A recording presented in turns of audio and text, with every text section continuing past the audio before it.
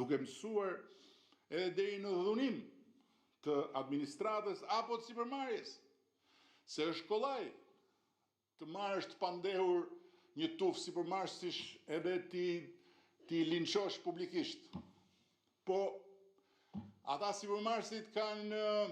kredi nëpër banka, ata sipërmarrësit kanë plane zhvillimi, ata kanë mira njerëz për të shyer dhe kur ju del emri ashtu bankat ju thonë stop, shkoni sqaroni një herë, pastaj hajdeni prap. Ndërkohë që prezumimi i pafajësisë do të ishte i mjaftueshëm që dhe ata sipërmarrësit dhe ata punonjësit administratës të hetoheshin në gjendje të lirë, pa u linçuar publikisht, duke ju dhënë të gjithë respektin që meritojnë si qytetarë të Republikës së Shqipërisë dhe madje duke pasur shumë mirë parasysh që mund të jenë të pafajshëm.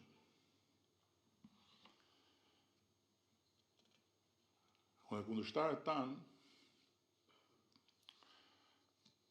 s'kanë arsye ta kujtojnë, përkundrazi, por ne s'duhet ta harrojmë për asnjë çast se ne jemi këtu për të çuar punët e shumta përpara, pa e ulur po duke rritur ritmin. Dhe prandaj u zgjata në këtë panoramë mjegulle, sepse është shumë e rëndësishme që ne të fokusohemi shumë më tepër në punët tona dhe të përqendrohemi shumë më tepër në objektivat tona, duke parë të gjithë përpara dhe duke shmangur shikimet mbi njëri tjetrin, mendoj unë. Dhe sigurisht drejtësia ka detyrë të hetojë, të gjykojë, të ndëshkojë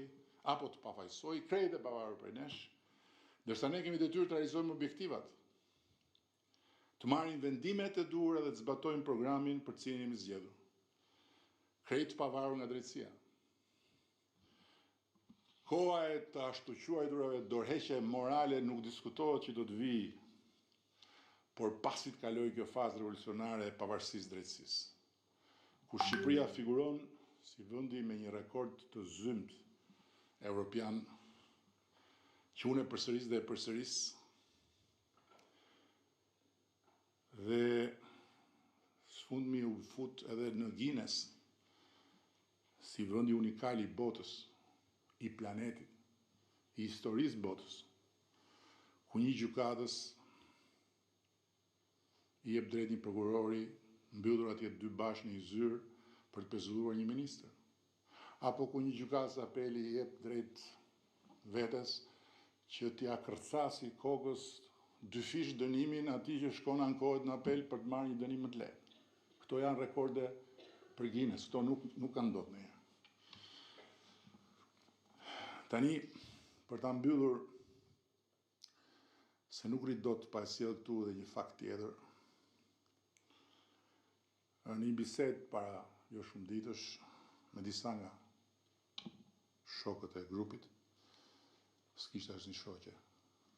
çuditërisht, më tha trosh se unë duhet ndihem përgjegjës për reformën drejtësie. Cop.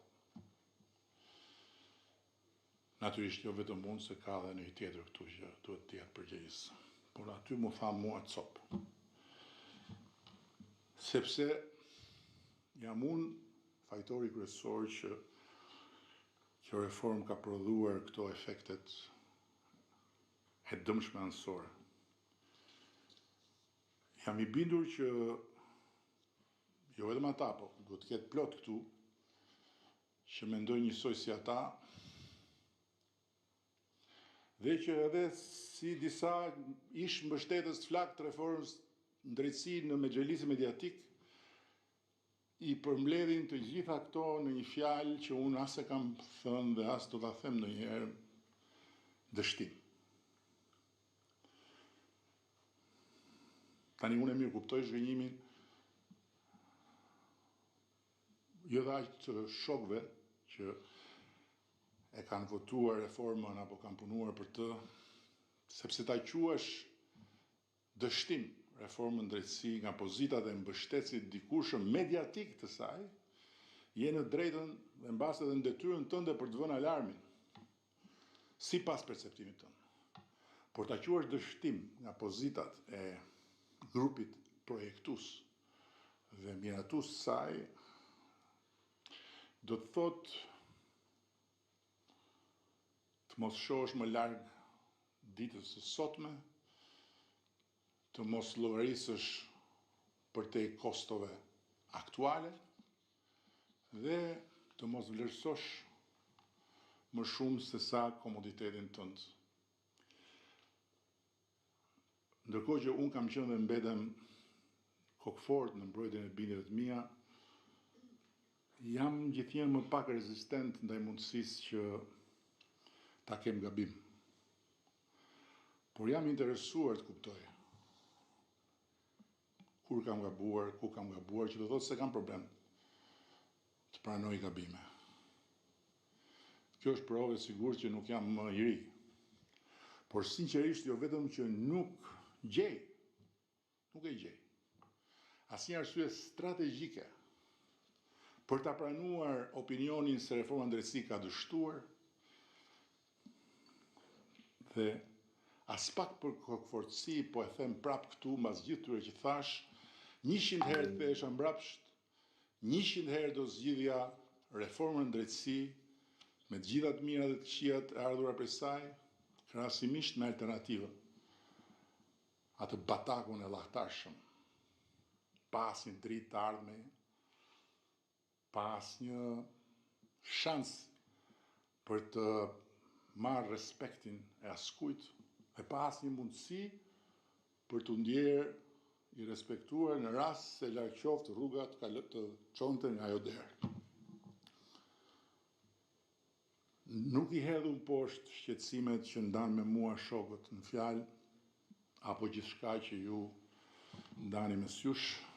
për problematikën e mprehtë të këtyre efekteve anësore në jetësimin e pavarësisë drejtësisë. Ashtu sikur unë e respektoj shumë për i të vërtetës, edhe pse nuk e ndaj opinionin atyre që janë thellësisht të zhgënjyer dhe që e thonë publikisht nëpër media si aktor mediatik.